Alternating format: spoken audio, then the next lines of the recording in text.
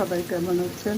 আলহামদুলিল্লাহ, আশা করি সকলে ভালো আছেন। তো আমি আজকে রান্না করব ডাঁটা আলু দিয়ে ট্যাংরা মাছ। তো আমি মাছগুলো আগে ভেজে রেখে নিজে আলু এবং মাছগুলো ভেজে রেখেছি। এখন কড়াইতে পরিমাণ মতো তেল আর পেঁয়াজ দিয়ে ভেজে নিচ্ছি। এখন দিয়ে দিচ্ছি পরিমাণ মতো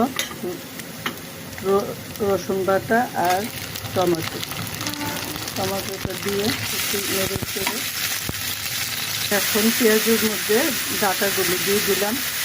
তো দিয়ে লবণ দিয়ে দিচ্ছি আর পরিমাণ মতো হলুদ দিয়ে দিচ্ছি।